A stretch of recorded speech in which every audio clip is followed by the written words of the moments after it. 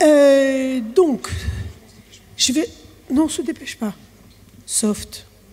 La devise des pompiers, c'est festina lente, dépêche-toi lentement. Donc, je vais repartir d'une phrase de Patrick Bokanowski tout à l'heure. Il disait « Sans technique, ça ne va pas, mais la technique est peu de choses dans l'ensemble ». Je crois que c'est ce qui a présidé au désir de Xavier Kawatopor et de la présidente de la Nef de faire cette table ronde autour du montage.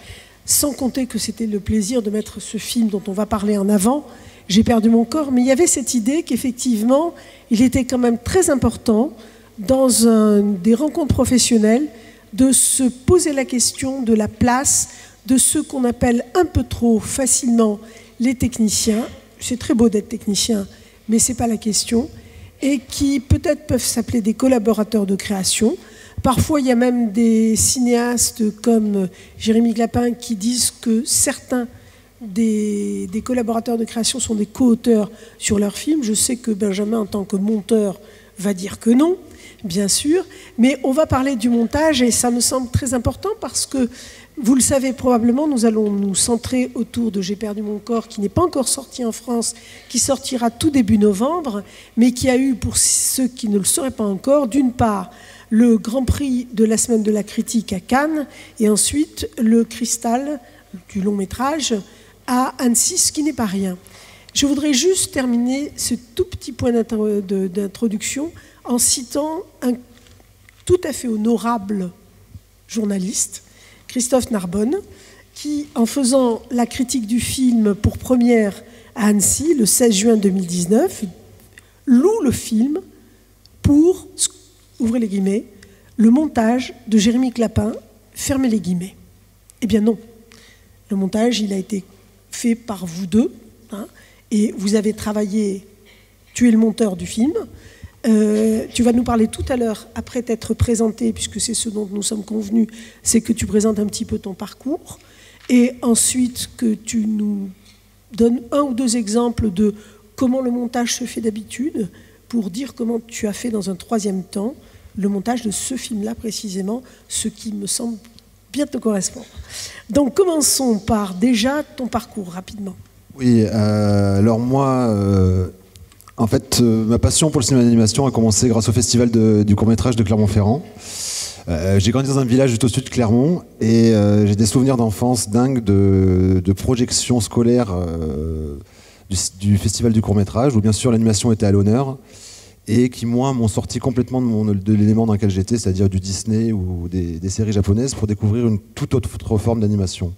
Après, j'ai beaucoup fréquenté le festival dans ma adolescent et jeune adulte. Et je suis resté vraiment fasciné souvent par les films d'animation, par les histoires qu'elles racontaient, par les thèmes abordés, surtout par les techniques utilisées. Ça me paraissait vraiment être un espace créatif assez dingue et ça m'a donné tout de suite très envie de participer à tout ça. Donc tout ça pour dire que je suis monteur, mais l'animation pour moi c'est pas une erreur de parcours, hein. Ça a été une vraie ambition dès le départ. Quand je suis venu à Paris pour faire mes études de montage, c'était dans le but de travailler dans le cinéma d'animation. Donc je vais vous passer les détails de mon parcours, mais en gros j'ai commencé à travailler en 2001 et j'ai monté mon premier long-métrage en 2013. Donc c'est 12 années où je suis passé de boîtes d'effets spéciaux en laboratoire et j'ai aussi beaucoup monté de séries. Mais juste une question faussement naïve, tu as donc fait cette très bonne formation de montage qui est Boulogne-Billancourt, qu'on connaît, hein. C'est vraiment très très bien, on le conseille à ceux qui veulent s'intéresser au montage, mais tu n'as pas eu la possibilité d'aller directement dans une école d'animation. Oui, alors moi je dessine pas de toute façon. C'était cette phrase que je voulais entendre et que je soumettais aux responsables pédagogiques qui sont dans la salle. Ça vaut le coup de se demander si à un moment donné, il ne faudrait pas avoir des spécialisations montage, son dans les écoles d'animation. Mais voilà, c'était juste semer des petits... Oui, ça peut être une idée, on pourrait... On pourrait y revenir. Oui, donc voilà, moi je me suis retrouvé en début 2013 à monter mon premier long métrage. Donc c'est les films que j'ai montés ou que je suis en train de monter là, que je vous montre là, derrière. Donc je suis un peu arrivé au bon endroit au bon moment, à un moment où la production cinématographique d'animation a vraiment explosé. Donc je me suis retrouvé avec le bon parcours et surtout les bonnes envies pour profiter de cette situation. Alors, une question qu'on me pose extrêmement souvent, c'est ça sert à quoi le montage en animation? Parce que c'est vrai que c'est une vraie question, parce que pendant des années, En fait, le montage en cinéma d'animation, c'est quand même limité à mettre bout à bout des performances d'anime, à enlever 1 ou 2 plans dans des séquences un peu molles, couper 12 images en tête ou en pied d'un plan pour fluidifier un raccord mouvement. C'était en gros ce qui était demandé aux monteurs pendant très longtemps. Ça a beaucoup changé maintenant, hein, heureusement. Et surtout, souvent dans des histoires qui étaient au service d'une esthétique. Donc, c'est sûr que pour moi, l'animation reste une performance graphique, c'est certain. C'est pour moi l'ADN du médium, c'est sa grande force. Mais il ne faut pas oublier qu'on fait avant tout du cinéma. Et c'est là où, à mon avis, un monteur a un vrai rôle à jouer dans tout ça. C'est pour remettre tout ce qui est la grammaire cinématographique au centre de tout ce qu'on fait. C'est-à-dire parler de découpage, parler de rythme, parler de choix de point de vue dans les séquences. Parce que c'est pas toujours facile. L'immense majorité en fait des réalisateurs et des réalisatrices sont issus d'écoles d'art ou d'écoles d'animation, où le dessin est au centre de beaucoup des préoccupations. Et quand on sait le travail, le temps, la persévérance que demande d'arriver à un niveau de maturité dans le dessin, on peut comprendre que ça crée une déformation, que ça crée un prisme duquel il est assez difficile de se dégager quand vient le temps de raconter une histoire ou de véhiculer une émotion. Et donc c'est là, à mon sens, que le monteur, qui lui n'est pas issu de ce sérail du dessin justement, peut apporter, parce qu'il est pour moi le garant de la construction narrative et émotionnelle d'un film. Et j'ai pas ce que je veux dire. Non, mais c'est très clair, effectivement, cette évolution qui permet à des... Il y a un côté générationnel aussi hein, dans ces monteurs dont tu parles. C'est-à-dire que c'est les monteurs qui sont peut-être 30-35 ans, qui ont cette perception et cette place auprès des réalisateurs, c'est assez nouveau. Ça permet d'avoir un rôle différent et c'est de ce rôle dont tu vas nous parler. Oui, parce que quand je parle de construction, le plus beau plan pictural ou la plus belle animation n'est pas toujours le meilleur plan ou la meilleure animation pour le but qu'on recherche, c'est-à-dire soit effectivement l'arche de tel ou tel personnage dans le récit ou la construction d'une émotion sur la durée d'un film. Et ça, c'est comme dans le cinéma tout court, c'est-à-dire qu'effectivement, si un plan n'est pas utile, même s'il a coûté 100 €, soit à dessiner, soit à filmer, c'est le regard extérieur du monteur qui permet de dire basta, je ne le crois pas. Mais c'est là où aussi l'apport du monteur peut être important, c'est que comme dans le cinéma traditionnel, le monteur ne va jamais sur le tournage pour pas qu'il se préoccupe de la difficulté qu'a été de faire tel ou tel plan. Le monteur d'animation peut aussi se dégager de toutes les contraintes de création du dessin pour se concentrer uniquement sur son tâche, c'est-à-dire raconter l'histoire le mieux possible. Et ça, c'est une sorte de révolution. Donc tu avais des exemples à nous montrer. C'est une révolution qui était en marche avant que j'arrive. Voilà. Hein. Je n'ai pas dit que c'était toi tout seul. J'en ai juste profité. Hein. C'était pas... Oui, donc voilà, des autres choses, une autre spécificité du montage d'animation, c'est qu'en fait, les techniques sont souvent extrêmement différentes. On peut passer de l'animation 2D, entre guillemets, classique dessinée, à des films en 3D, des films qui vont mélanger prise de vue réelle et animation. Et donc du coup, il y a presque autant de manières techniques, disons, de monter un film qu'il y a de réalisateurs ou de films. Donc, il faut faire quand même être capable d'une grande capacité d'adaptation. Capable d'une capacité, c'est pas très bon, ça va y arriver. Ils ont compris. Donc, on va parler longuement de J'ai perdu mon corps, mais avant, j'aimerais donner 2 exemples de films que j'aime beaucoup, qui sont Tout en haut du monde et Minuscule 2, pour vraiment illustrer en fait les différentes façons de monter un film et les différents rapports que je peux avoir avec des réalisateurs aussi. Donc, je vais d'abord vous parler de Rémi Chaillet, qui a été une très belle rencontre. De manière complètement absurde, je l'ai rencontré sur le film de Jamel Debbouze, Pourquoi j'ai pas tué mon père, ce qui est, pour les gens qui connaissent Rémi, est complètement absurde. Donc on s'est assez bien entendu. Lui était directeur du storyboard et est vite parti pour se consacrer à Tout en haut du monde. Mais on est resté en contact et quand il a commencé Tout en haut du monde, il m'a proposé de le monter. Donc c'est le premier film que j'ai fait en tant que monteur. Donc voilà. Donc Rémi, lui, disons qu'il a une méthode assez traditionnelle pour monter un film, c'est-à-dire qu'on va quasiment monter le film intégralement au storyboard, très en amont, à l'animatique. C'est une phrase que j'emploie tout le temps mais que j'aime beaucoup. Avec Rémi, en fait, on monte avant de tourner. C'est-à-dire qu'on va tout caler avant de commencer la fabrication, avant de commencer la fabrication. Donc en gros, on monte au storyboard. C'est un moment qui est... Je ne vais pas trop en parler parce qu'on en parlera longuement demain avec lui quand il sera là. Mais en gros, oui, effectivement, c'est l'étape de storyboard. On fait ça main dans la main avec l'équipe de storyboard, de Maïs Valade et Eliane Shaw, qui font partie du noyau dur de l'équipe créative de Rémi. Et donc, du coup, on blinde tout au moment de l'animatique. Et du coup, on fait énormément de sons sur l'animatique pour nous permettre de timer tous les plans. Attendez, le mieux, c'est que je vous montre un extrait. Ça, c'est un morceau de l'animatique de Tout en haut du monde.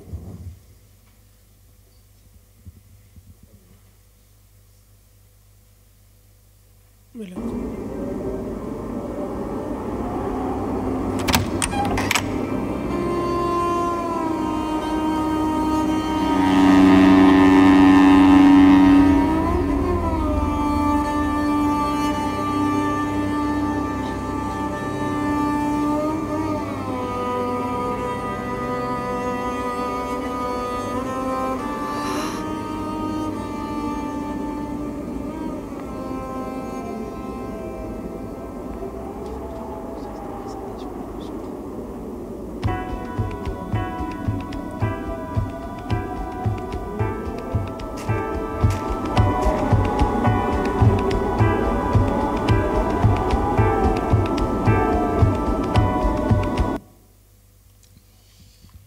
Oui, donc voilà, on a déjà mis en place tous les sons qui jouent dans les scènes, que ce soit les bruits de porte, les bruits de pas, le vent et la musique. Et je vais vous montrer le résultat final. Donc à cette étape-là, en fait, on refait beaucoup, on reborde beaucoup. On peut même, il arrive souvent aussi avec Rémi qu'on réécrive des scènes entières pendant l'animatique, parce qu'il considère que l'animatique est quand même un prolongement de l'écriture scénaristique. Donc il y a un vrai... On travaille vraiment de manière très organique entre les storyboarders, le monteur, les comédiens, pour arriver à un objet qui est vraiment ficelé. Et je vais vous montrer le résultat final et vous allez voir que c'est très proche.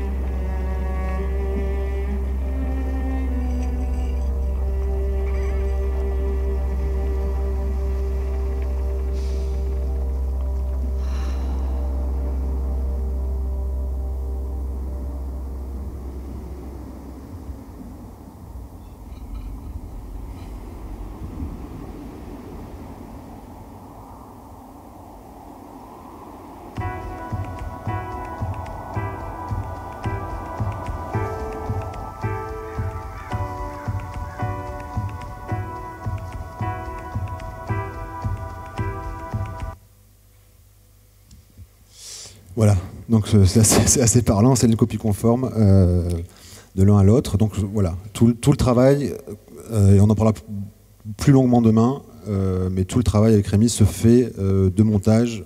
Après, on rallonge un plan ici, on coupe ici un peu sur la suite, mais tout le travail de montage se fait vraiment en amont. C'est là où on décide de tout et où en ping-pong avec les storyboarders, on recommande des plans, on crée du rush pour arriver à ce résultat final. Mais juste une question, parce qu'il y a une étape dont tu ne parles pas, c'est le mixage. Cédric Kahn me disait la semaine dernière que quand il écoutait au mixage son film, il lui arrivait de revenir en salle de montage pour raccourcir, rallonger, parce que ça changeait complètement. C'est pas le cas ? Non, parce qu'on peut pas. Enfin, on peut arriver au mixage, on peut pas se permettre de retourner en arrière en animation. Ça serait suicidaire. Oui. À ce moment-là, tout le monde est rentré chez soi, les équipes sont plus là, donc ça serait déjà donc laissons les mixeurs se techniquement impossible. Et c'est pour ça, ce que je disais en amont, c'est que on place énormément de sons sur les animatiques témoins, un son qui va être refait ensuite par le monteur son, pour sentir le timing de tous les plans, pour voir si les plans tiennent, parce que des fois. Un plan muet ou juste d'une fille qui regarde de loin, on va se dire bon bah là il tient pas plus de 2 secondes. Mais si on met le vent derrière, si on rajoute un bruit de bateau, le plan peut se développer sur 7-8 secondes et c'est très important de faire du son en amont pour pouvoir justement se rendre compte du bon timing des plans. Ouais, donc non seulement vous mettez les sons, mais d'une certaine manière vous prémixez au fur et à mesure. Ouais, moi, je fais une différence entre montage son et mixage. Bah oui. Oui, énorme. Et donc, du coup, moi, ce que je fais, c'est du montage son, c'est pas du tout du mix. Donc, minuscule. Oui, alors, pour illustrer une façon complètement différente de faire du montage de films d'animation. Je vais vous montrer un peu comment on fonctionne sur Minuscule. Minuscule, c'est un film qu'on a monté à 4 mains avec Valérie Chaplet. Je ne sais pas si elle est dans la salle. Donc voilà, Valérie a monté l'animatique et moi j'ai repris le film derrière au moment où on a fait les premiers tournages. Minuscule, c'est un film qui est fait de prise de vue réelle et d'animation mélangée. Donc voilà, ça c'est Thomas Zavo et Hélène Giraud, les deux réalisateurs, qui ont un grand sens de l'autodérision, comme vous pouvez le constater. Donc voilà, je vais aller assez vite sur Minuscule parce qu'on a beaucoup de choses à dire après sur J'ai perdu mon corps. Mais du coup, autant avec Rémi, on va monter tout le film au storyboard. Autant Thomas fonctionne de manière complètement différente. C'est-à-dire que vous allez voir, je vais vous montrer un extrait du storyboard de Minuscule, vous allez voir qu'il est beaucoup moins détaillé, que c'est juste une mise en place en vue du tournage et de la préparation ensuite de l'animation.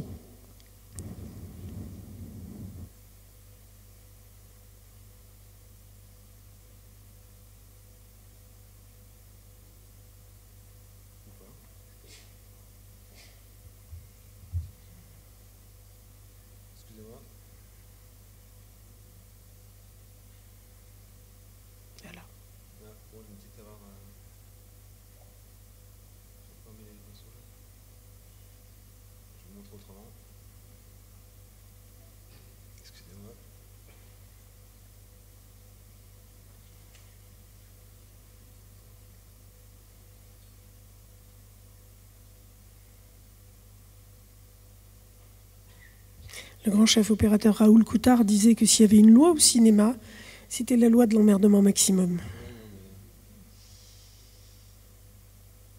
Sinon on va passer...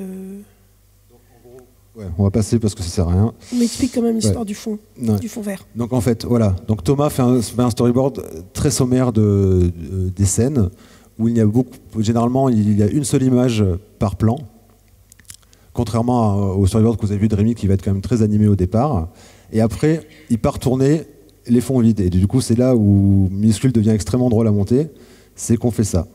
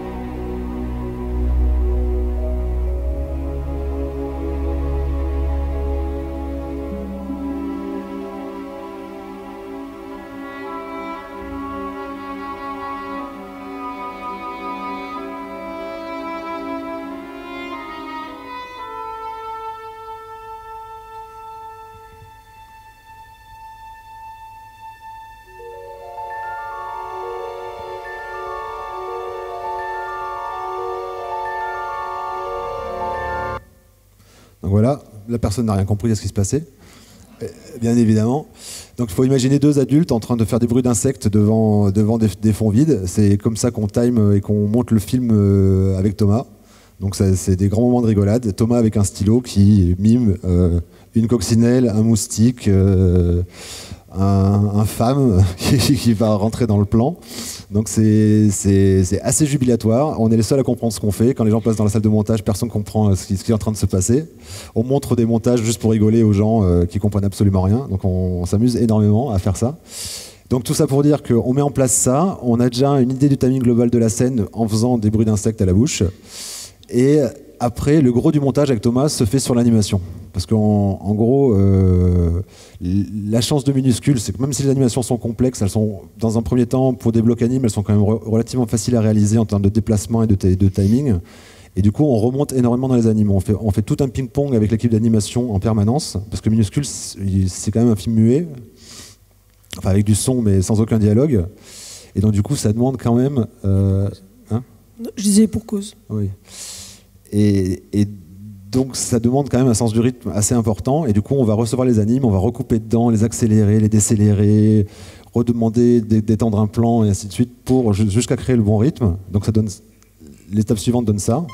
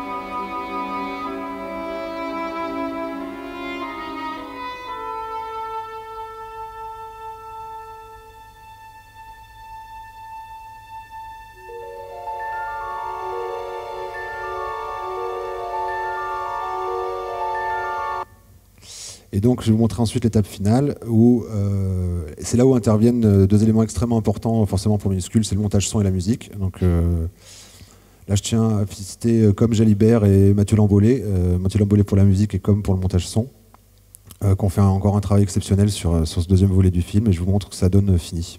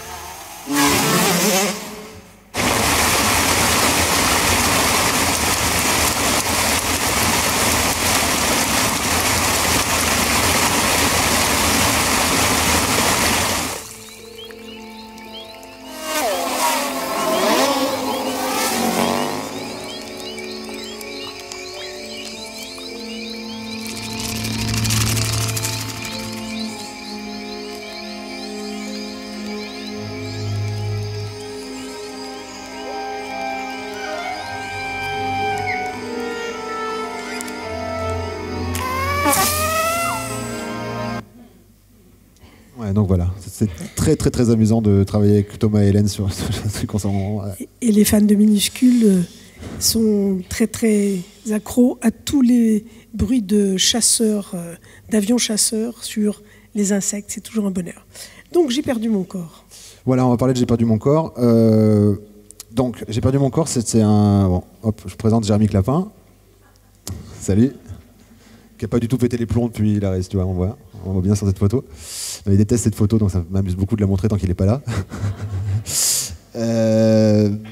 Non, voilà, donc Jérémy, une carrière dans le court-métrage qui a été assez exceptionnelle. Je ne sais pas si certains d'entre vous ont vu Skizen, par exemple. Donc César, voilà. À mon souvenir. Non, il était nominé au César, mais je ne crois pas qu'il l'ait eu. Et de nombreux d'autres films. Donc, voilà.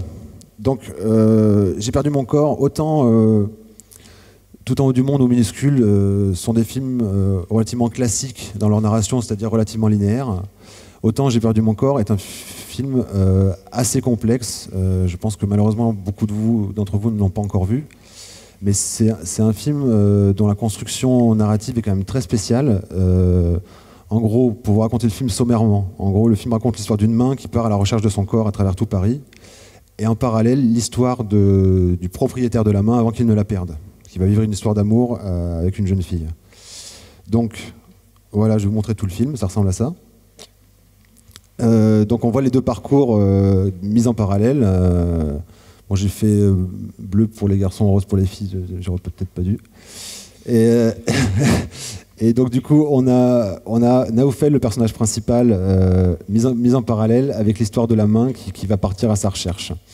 Donc tout ça pourrait paraître relativement simple de premier abord, on passe de l'un à l'autre, on est bien, sauf que tout cela se mélange aussi avec des souvenirs de Naoufel, des souvenirs de la main et des fantasmes de la main.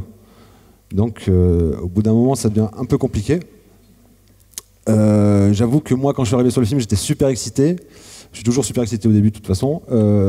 Mais quand je me suis rendu compte de la tâche, j'ai eu un peu de mal à avaler ma salive parce que c'était quand même extrêmement complexe. C'est le genre de film qu'on croise pas souvent dans une carrière de monteur, voire jamais. Et là, je parle animation ou prise de vue réelle confondue. Là, on est vraiment dans un truc très spécifique. Alors, voilà, le gros sujet qu'on voulait aborder avec Carole, c'est comment on arrive à construire une émotion à travers le montage et à travers les outils qu'on a en termes de cinéma pour y parvenir. Alors du coup, ce que Jérémy a senti très tôt, c'était de séparer en termes de rythme les deux éléments. C'est-à-dire que pour l'histoire de Naoufel, pour créer de l'empathie, pour entrer dans un processus d'identification fort et de pouvoir mettre le spectateur, pour faire ressentir au spectateur les émotions que ressentent les personnages, ce qui est très important dans la construction d'une émotion sur la durée d'un film, on a décidé d'être d'avoir un souci très important de réalisme. Et du coup, ça, à mettre en place au montage, c'est vraiment pas évident, parce que du coup, on a juste les voix des comédiens. Là où on a eu de la chance, c'est qu'on est tombé sur deux superbes comédiens, la Victoire Dubois et Hakim Faris, qui sont vraiment très très bons dans le film.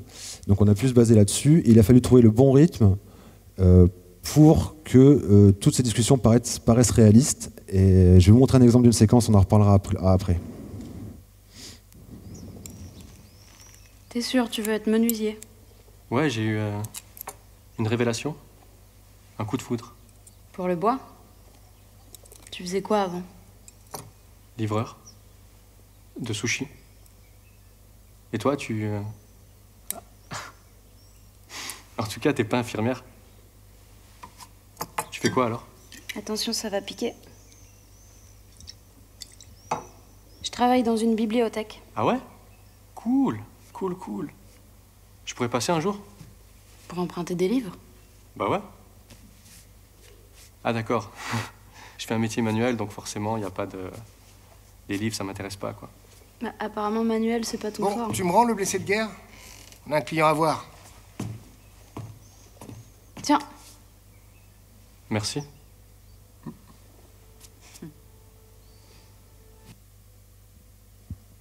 Donc voilà, c'est une séquence qui a peut-être l'air de rien, mais c'est une séquence qui est quand même assez difficile à monter. Parce que ce que voulait Jérémy et ce qu'on a essayé de faire, c'est qu'on ressente cette gêne entre les deux personnages. Et donc du coup, pour trouver le bon tempo, le bon timing, les bons choix de jeu pour y arriver, c'est quelque chose qui n'est pas évident. Donc voilà, ça c'est la première phase sur l'histoire de Naoufel.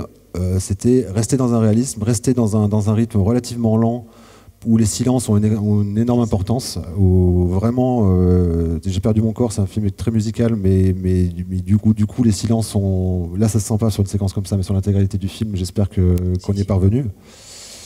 Et donc du coup voilà, ça c'est la partie Naufel, c'est la partie réaliste, c'est la partie sur l'empathie, sur mettre le spectateur à la place des personnages et leur faire ressentir cette gêne ou le début de ce sentiment amoureux à ce moment-là. Après en parallèle on a l'histoire de la main. Alors là ça devient beaucoup plus problématique parce que forcément une main n'a aucune expression faciale et donc dans la même veine, comment on arrive à émerger le spectateur dans les sentiments d'une main ou ce qu'elle peut ressentir, c'est extrêmement compliqué. Et donc là, Jérémy a eu l'intuition dès le départ, et qui était assez brillante, de rester toujours à son niveau, de rester toujours avec elle, et d'être excessivement souvent dans son point de vue à elle. Donc du coup, de voir ce qu'elle voyait, et du coup, par transfert, de ressentir ce qu'elle ressentait. Donc je vous montre une séquence... C'est pour ça que le titre est à la première personne. J'ai perdu mon corps. C'est ça.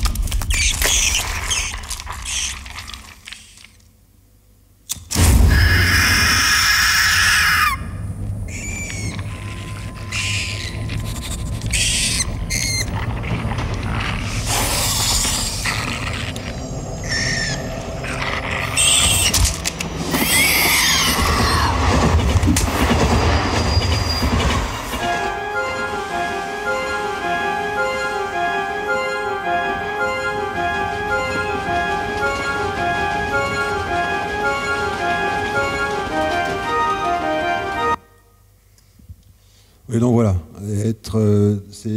à mon sens immersif, c'est une séquence qui marche évidemment beaucoup mieux dans une vraie salle de cinéma, mais c'est quand même très prenant. Et je voudrais d'abord aussi au passage saluer quand même tout le travail qui a été fait par les storyboarders du film, là, Quentin Rebrecht, Maïs Valade et d'autres, parce que là, je parle beaucoup de montage et je suis en train de me la péter, mais c'est quand même un boulot énorme en amont fait par beaucoup de personnes pour en arriver à ce résultat-là. Hein. Mais est-ce que c'est vraiment différent du montage d'une scène de terreur dans un film en prise de vue réelle? Non, pas du tout. Voilà. Surtout c'est la même chose, c'est les mêmes ressorts. Surtout qu'en fait, on avait presque des rushs parce qu'on a fait. Je veux dire, l'équipe de storyboard a beaucoup produit beaucoup de choses et du coup, avec Jérémy, on est arrivé à assembler cette séquence. Ça s'est fait sur la durée. Hein, ça s'est pas fait en un jour. C'est pas le premier jet qui a été le bon. Puis tu disais qu'il était très cinéphile. Oui. Mais c'est marrant parce que c'est pas un truc qui communique directement. C'est-à-dire que c'est pas quelqu'un. Il y a beaucoup de. Moi, ça m'agace un peu souvent. Les gens parlent par référence. Ils vont sortir des références pour la scène. Ah, ça, c'est comme dans tel film. Ah, ça, c'est comme dans tel film. Jérémy prendra jamais ça comme ça. Il va toujours prendre sur qu'est-ce que la scène doit raconter, quel doit être son impact à ce moment-là du film. Et on est toujours concentré sur le film. On va jamais divaguer dans l'univers d'un autre. On est toujours concentré sur ce que lui a envie de faire.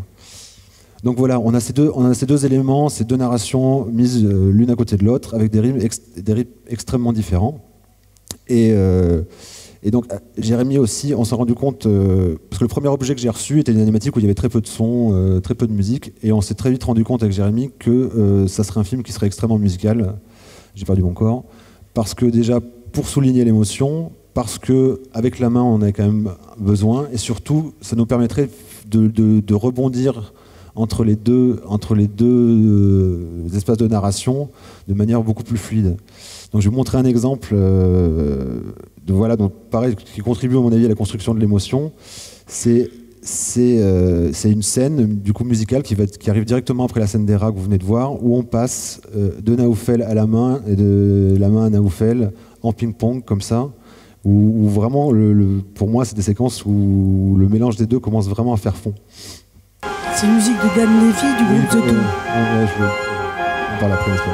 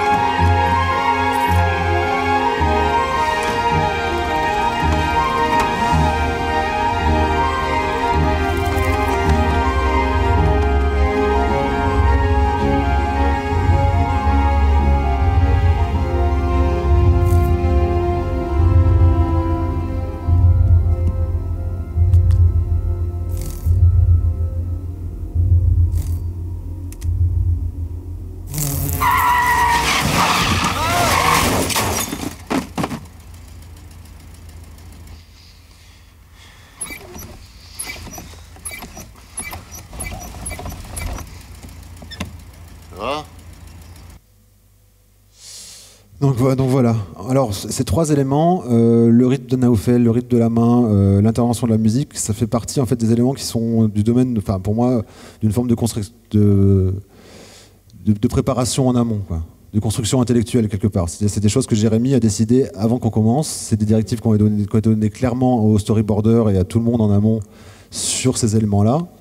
Et après, c'est difficile de parler du film si vous ne l'avez pas vu, mais en fait le film a aussi un côté extrêmement sensoriel dans le montage, tactile dans les allers-retours qui sont faits. Et donc du coup là on quitte complètement la sphère du prévu et de l'intellectuel pour rentrer dans le ressenti. Et donc du coup je vais vous montrer l'exemple d'une séquence qu'on a construite vraiment sur la durée. Parce qu'il faut savoir que ce film, autant Rémi Chaillet va monter au storyboard, autant Thomas Abo va monter à l'anime, autant Jérémy va monter tout partout tout le temps.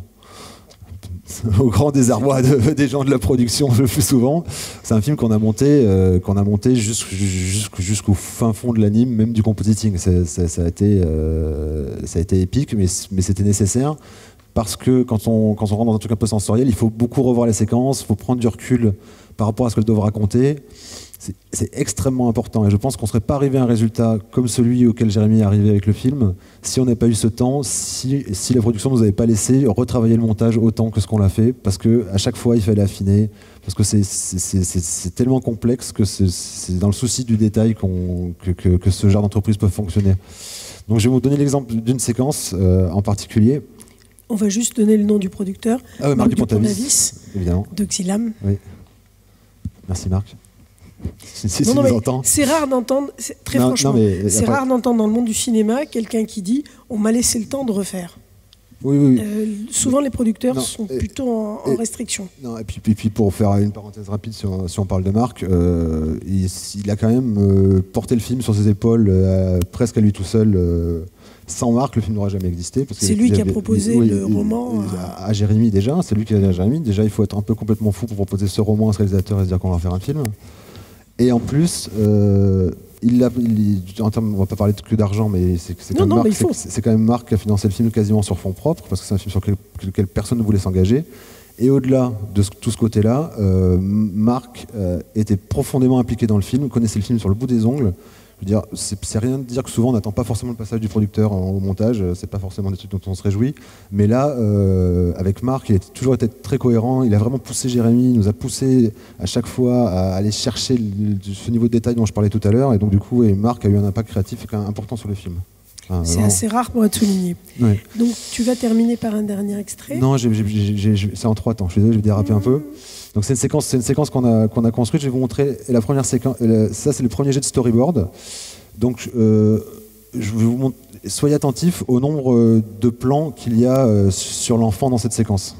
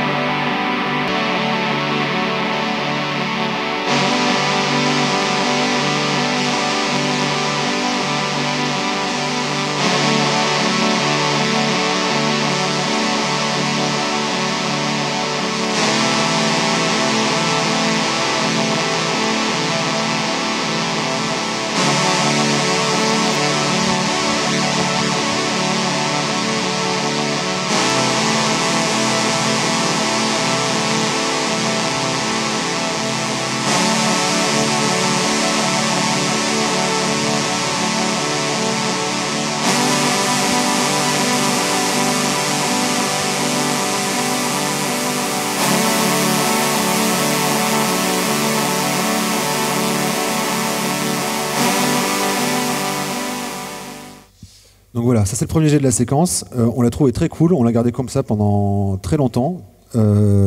Et au bout d'un moment, surtout Jérémy s'est dit, mais il y a un truc qui cloche, je ressens pas ce que je devrais ressentir. Et là, il s'est rendu compte, à force, justement, ce que je vous dis, c'est là où ça devient vraiment du ressenti, on n'est plus du tout dans l'intellect. On s'est dit, mais ce qui nous manque, c'est le visage de ce gamin. Et on est trop dans la prouesse de découpage, on est trop dans les plans où on va chercher, où on raconte, on n'est pas là où on devrait être. Et donc, du coup, deuxième jet. Là, c'est l'étape de layout, donc il y a une autre étape de fabrication.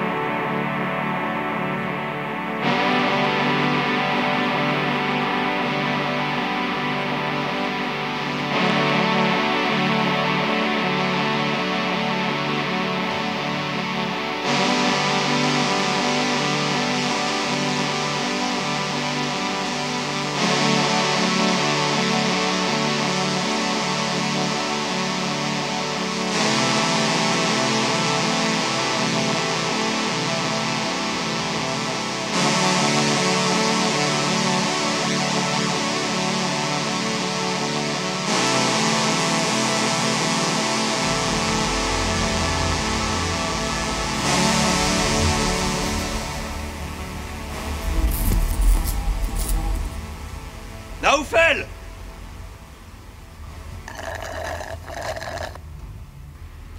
Ça fait 6 cette semaine. Mais comment tu fais? Donc voilà, on remet énormément de gros plans du visage du petit Naoufel. Moi, je trouve qu'on commence à rentrer en empathie.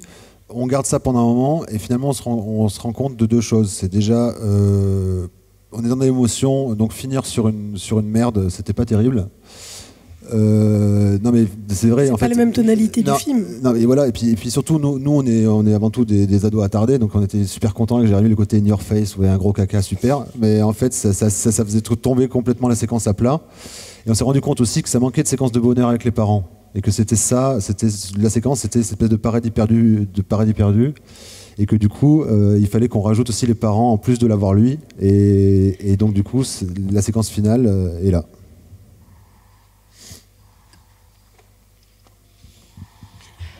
On dispose d'à peu près 5 minutes de questions, Carole, si tu veux. Oui.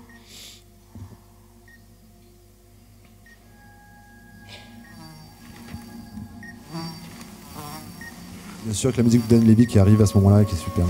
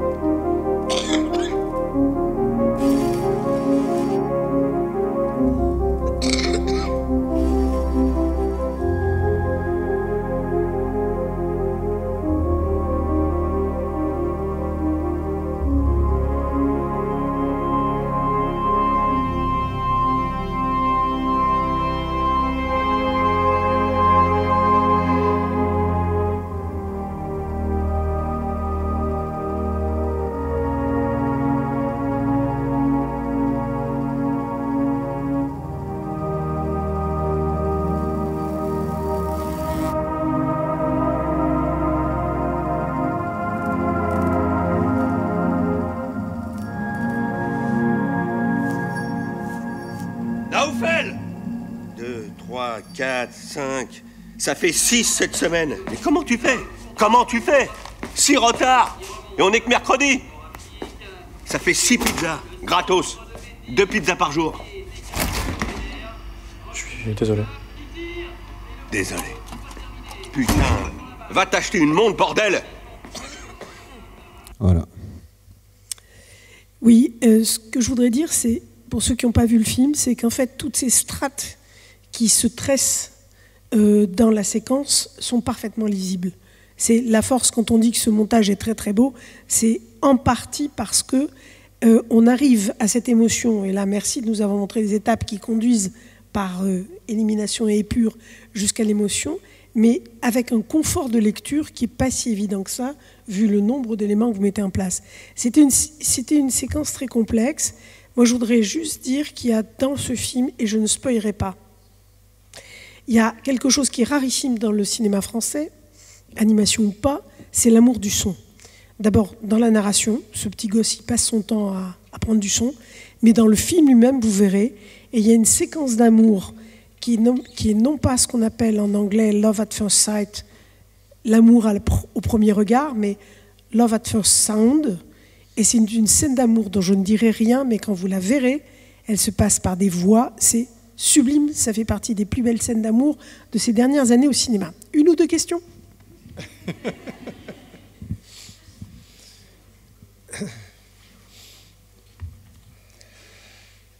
Alors c'est dur de démarrer, on a 5 minutes, pas plus, parce que vous avez une pause de 1/4 d'heure à peu près. Voilà une question.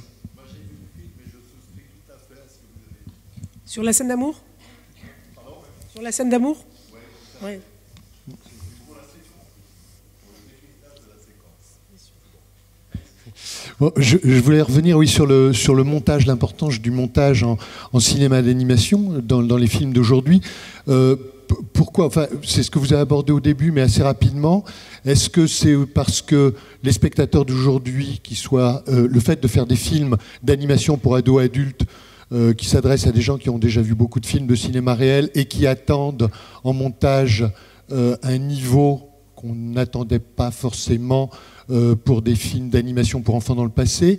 Est-ce que c'est aussi le fait d'avoir des animatiques numériques qui sont très faciles à modifier, qui permettent de juger donc beaucoup plus facilement et de faire du montage au niveau de l'animatique, alors que faire du montage après en animation, c'est toujours évidemment extrêmement coûteux. On ne peut pas se permettre de dessiner énormément pour après en garder que 50%. Enfin, quels sont probablement il y a plusieurs éléments, mais pour vous, quel est l'élément déterminant qui fait qu'on a fait ce saut qualitatif en avant important que vous évoquiez au début?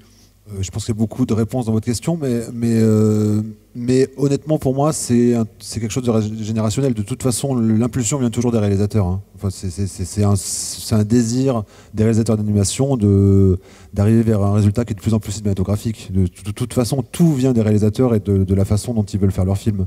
Donc pour moi, c'est générationnel. Je pense que c'est... et je parle de plusieurs générations, parce que entre Rémi et Jérémy, il y a presque une génération, ils sont pas loin. Ou en tout cas entre Thomas et Hélène aussi. Je pense que c'est aussi une question de culture différente. Et effectivement, les outils permettent ce travail-là. C'est sûr que si on était encore au banc titre à assembler des images qu'on shoot sur une pellicule directement, on ne pourrait pas obtenir les mêmes résultats. Mais c'est d'abord et avant tout des choix artistiques faits par des réalisateurs.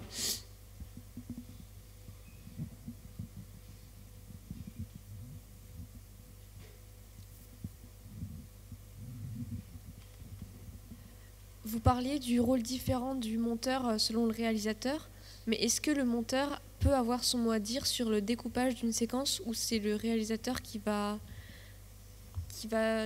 vous forcer à vous adapter ? Ça dépend des cas de figure. Il y a des réalisateurs qui vont opposer un découpage, on va surtout travailler sur le rythme, mais ça c'est de moins en moins vrai.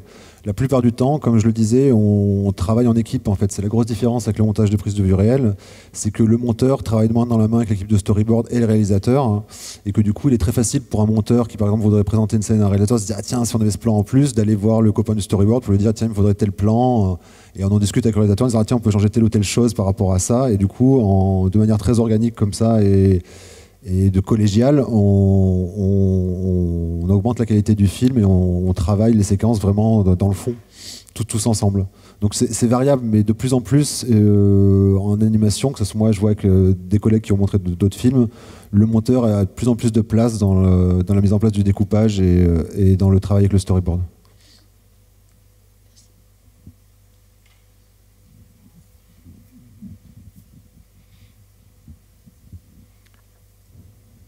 J'ai l'impression qu'ils sont satisfaits. Ils en ont plein les yeux. Pas de remords. Bon, écoutez, ils sont toujours là. Merci Jérémy, merci Carole. Oui. C'est Benjamin, Jérémy il n'est pas là. Oui. Pardon, Benjamin, excuse-moi. Merci Benjamin de nous avoir permis de merci rendre compte à vous, qu'une profession évoluait. Merci à la Nef de m'avoir invité. Merci beaucoup.